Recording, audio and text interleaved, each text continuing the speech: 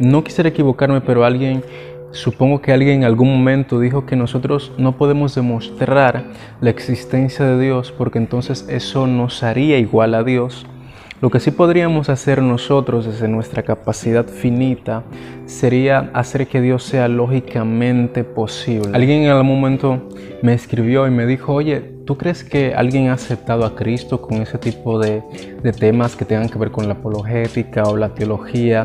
Temas meramente profundos que a la iglesia particularmente no les gusta aprender o no les gusta investigar, ¿no? Y lo cierto es que esos temas meramente profundos que tengan que ver con apologética y todo eso no son algo que te llevarán directamente a la salvación, sino que son temas para quitar ciertos estorbos de errores doctrinales y todo eso. Errores doctrinales que podían hacerte perder tu salvación. De hecho, este mandamiento de defender el razonamiento de la fe, presentar defensa, viene de 1 de Pedro 3:15, donde el apóstol Pedro nos exhorta a estar siempre preparados a presentar defensa ante todo lo que nos demande razón de la esperanza que hay en nosotros, la esperanza que hemos recibido en Cristo. La frase en español presentar defensa es una traducción griega que significa apología, vocablo tomado del griego por el latín y heredado por el español, y que significa discurso de palabra o escrito en defensa o alabanza de alguien o algo. La palabra aparece en innumerables ocasiones en el Nuevo Testamento, especialmente en momentos de juicios, momentos de casos judiciales. Por ejemplo, Pablo presenta su defensa, ofrece su apología, véase Hechos capítulo 26, verso 1 en adelante. Este es el caso de Agripa, ¿no? ¿Conocen esa historia? Pablo había sido acusado de un crimen y tenía que presentar su defensa ante un tribunal, y ante sus acusadores presentó su defensa. Este escenario judicial ofrece luz sobre cómo debemos entender la tarea de la apologética. No debemos equivocarnos, la apologética es la defensa de la fe. Hay otro episodio en Hechos que nos aclara del cómo debemos entender la palabra apología. En Hechos 17, Pablo se presenta ante una élite intelectual en el Areópago de Atenas, la capital filosófica del mundo grecorromano. 4 siglos atrás, Sócrates había estado en el mismo lugar para presentar su famosa apología. Sócrates estaba siendo juzgado por su vida y presentó su apología con estas palabras: varones atenienses. Pablo comenzó su discurso exactamente con las mismas palabras. Véase Hechos 17:22. En primer lugar, Pablo presentó su defensa a favor de la existencia de Dios, posteriormente del Evangelio y de la resurrección de Cristo. 1 de Pedro 3:15 nos entrega el mandamiento.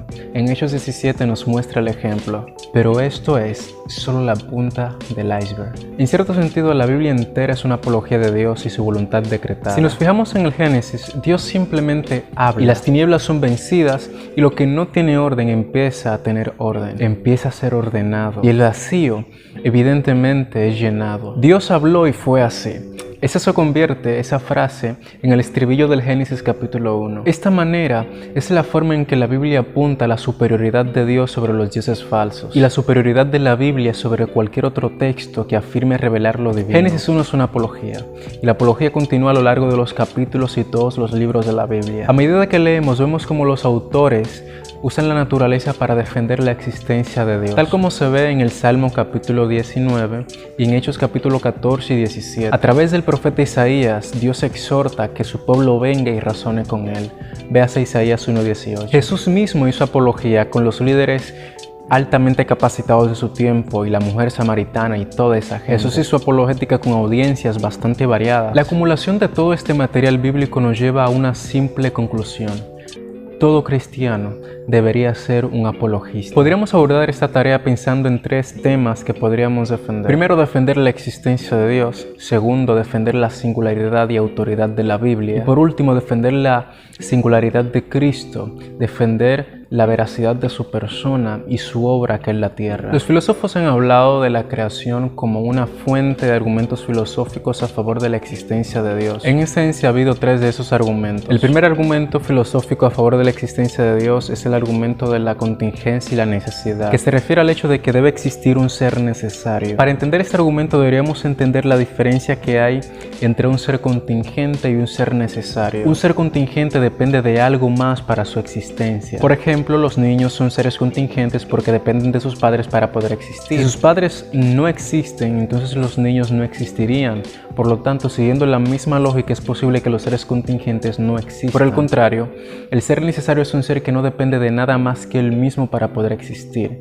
Para el ser necesario es imposible que no pueda existir. El ser necesario existe de manera independiente, sin importar que exista o no algo más. Es eterno y autosuficiente, tiene en sí mismo el poder de ser. Si toda la realidad estuviera compuesta por seres contingentes, nada podría existir. Los seres contingentes no tienen en sí mismos el poder de ser. Por tanto, como existen, su ser debe tener un origen, una fuente de su existencia. Si no hay un ser con el poder de ser en sí mismo, un ser necesario, entonces no hay nada de lo que la existencia de estos seres contingentes pueda depender. Y si no hay nada de lo que puedan depender, entonces los seres contingentes no pueden existir. Por tanto, ya que existen seres contingentes, debe haber un ser necesario al que le deben su existencia. El universo contingente debe su existencia a los elementos particulares que lo componen, y sus elementos deben su existencia a combinaciones contingentes particulares de átomos. Y estas combinaciones contingentes de átomos deben su existencia a la existencia de los átomos en general. Y estos átomos deben su existencia a la existencia de protones y electrones. Y estos protones y electrones deben su existencia a la existencia de otras partículas y fuerzas subatómicas, y así sucesivamente. Esto solo puede ser si hay alguien con el poder de ser en sí mismo y que pueda ser la fuente de los seres contingentes. Este ser necesario es Dios, que es autoexistente y no depende de nada más que Él para poder existir. El segundo argumento filosófico a favor de la existencia de Dios es el argumento ontológico. Este argumento surgió de la pluma del teólogo medieval Anselmo Canterbury. La palabra griega para ser es ontos. El argumento ontológico tiene que ver con el ser de Dios. Comienza con la idea de la existencia de Dios. El argumento, dicho de forma simple, dice así: 1. Tenemos la idea de un ser que es mayor de lo que se puede concebir. 2. Existir en la realidad es mayor que existir en la mente. 3. Si el ser que es mayor de lo que se puede concebir solo existe en mi mente, entonces, dado el punto 2, este ser no puede ser mayor de lo que se puede concebir. 4. Dado que tenemos dicha idea del ser, dado el punto 2, entonces ese ser existe. El tercer argumento filosófico a favor de la existencia de Dios es el argumento cosmológico. Este argumento habla de la ley de la causalidad, que señala de que todo efecto tiene una causa que es igual o mayor que él. El argumento se remonta desde los días de Aristóteles, pero fue más tarde ampliamente desarrollado por el filósofo y teólogo medieval Tomás de Aquino. Este argumento busca responder la siguiente pregunta: ¿de dónde vino todo? ¿Vino de la nada o tuvo una causa? El argumento cosmológico, de manera simple, dice así: en primer lugar, todo efecto tiene una causa igual o mayor. En segundo lugar, el universo es un efecto. Punto 3. Por lo tanto, el universo tuvo una causa. Imagínate que te sientas a disfrutar de una comida completa, finamente preparada. Sería absurdo y un insulto para el chef llegar a la conclusión de que esa comida surgió de la nada. Ahora observa el mundo. Este refleja un diseño elocuente. Su complejidad es abrumadora. Considera el más simple de los átomos. Como dijo el científico Michael Behe, incluso una sola célula es un sistema irreduciblemente complejo. El argumento cosmológico refleja rápidamente la noción del diseño, de la teleología. La palabra griega telos significa diseño o propósito. Un efecto que tiene un diseño y un propósito apunta a una causa inteligente, por lo tanto apunta a una causa personal.